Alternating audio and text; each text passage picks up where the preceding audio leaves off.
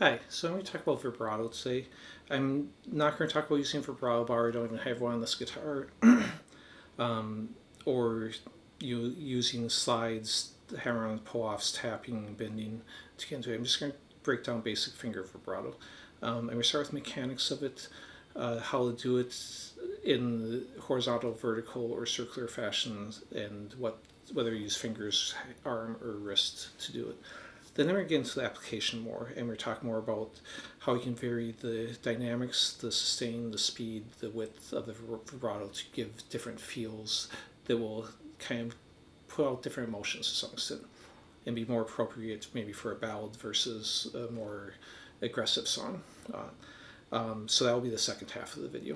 All right, so let's jump into this. So the basic methods, and I'm not saying this is every method. Again, this is there will be other people who do it in different manners, but these are the basic ones. Is the side to side vibrato. So, and I'm doing this directly into my amp with no effects going, a little bit of reverb on the amp, and that's it. So if you want a bigger sound, of course, you can add delay and distortion and all that stuff. But this is just a clean sound. Side to side, that's a common one you see in classical music and in some other stringed instruments like violin and such. Will do more of a side to side action, especially fretless instruments.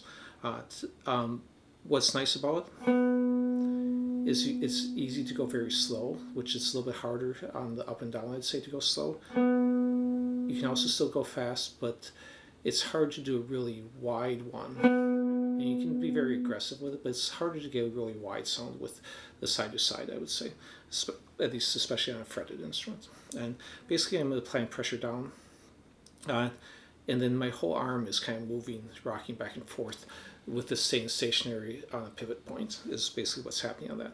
Now, the main one that I use and what I would say is most common in rock is the up and down one. Now, for me, this is one that, and you should on all these be able to play them with all four fingers. So if you're not used to using some of your fingers, you just do a kind of a chromatic exercise and move through it, or move through a scale in vibrato off each note. But anyways, up and down, basically, I do with mostly rotation of the wrist. You can use a finger, but the problem is it's hard to get a finger moving as fast as your wrist, and your finger's also going to tire out. So sometimes I'll use a combination of finger and wrist, but mostly it's just a little wrist vibration. Sometimes it'll be more up and down, sometimes it'll just be rotation, which still pulls my finger up and down. If I want a really wide one, then sometimes I might bend the note a little bit by pushing with my finger first, or pulling with my finger, and then vibrating with the wrist. I could also potentially add some finger movement while still vibrating with my wrist. So that's kind of your basic rock up and down type version. Another one that I don't see much. I originally read about back in I think the 90s, maybe late 80s, in a Steve Vai interview, is a circular one, which is basically I'm combining the two together. So I'm kind of pushing like a side to side one, then I'm circling back to create a side to side and an up and down motion, basically, is what it's doing. Personally, I don't consciously use that. I think sometimes I do end up doing it sometimes, just because sometimes I might get more side to side, or I might get more vertical, or I might combine together a little bit. But I would say that's the least used one, and probably the most difficult one since you're having to do both actions. So anyways, any of the application stuff that I'm going to talk about will work with whatever method you're using. It doesn't matter. So again, you might use another time you might use like fingers. A finger vibrato instead is if I have to sustain a note and I don't want this one to vibrato, but I do want this one, then I can use a finger vibrato here where I can't really use a wrist vibrato because I'll move both fingers. Now, another time I'd use a whole hand one is maybe on a bend or a chord. Then I might have my whole arm moving because I need to hold the chord or the bend at the same time. So let's jump into the applications. So one way you can change how it sounds is how you go in and out of the vibrato as far as sustaining the notes. So if I hit a note here, I can sustain it first and then come in with a vibrato.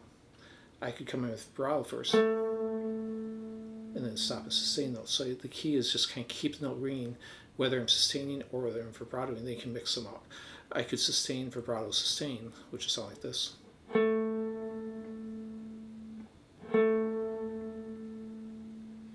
So, it gives a little bit different sound that you don't hear as often. Most often I'd say I hear people sustain first, then maybe add the vibrato, but I don't hear the other two as often. Another thing that isn't directly related to the left hand, but more the right hand, is a good way to give a different emotional feel is dynamics. So if you're playing a scale run, and I play that vibrato really soft versus if I play it and accent it, it's going to have a different feel to it. So be aware that dynamics will definitely affect how your vibrato sounds too. Another option is the speed of your vibrato. So a slower vibrato is going to have a different feel and maybe more appropriate to a slower part of a song or a ballad or something versus a faster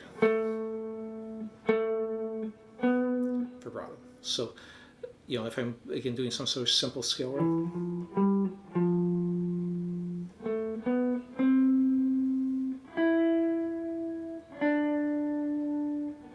the slow one will have different feel than if I go.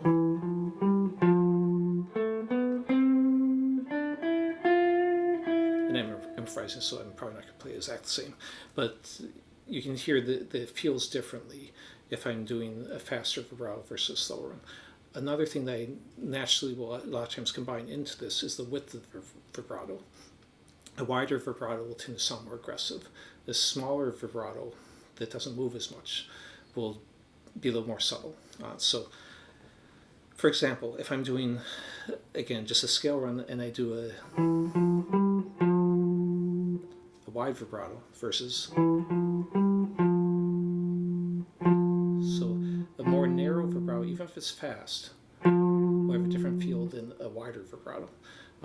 And then again, you can combine that smaller one potentially also with the slower, or the wider can also be slow, and it's going to have a different feel than a fast vibrato. So it doesn't have to go, slow and small don't have to go together, and fast and wide don't have to go together. You can mix it up, and it'll have a different feel with a wide slow one versus a wide fast one, or fast small one and slow small one. So good exercise is think about these different options: your dynamics, your width, your speed, and your sustain, and then try and just play with different options on those. So a good thing is just randomly run through a scale. Every time you pause, put vibrato, but try and put different vibratos on. So for example, I'm just going to, again, improvise something as I'm moving through. See if you can hear the different options. And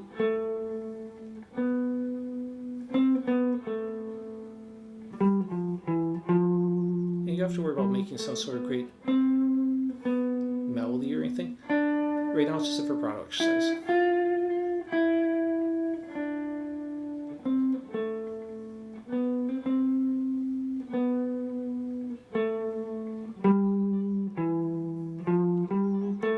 So will get you stronger with each of your fingers too if you're doing this. So experiment with it. See if you can come up with other ideas. Anyways, thanks for watching. Please click like, subscribe if you haven't. I would really appreciate it, and I'll see you next time. Thanks.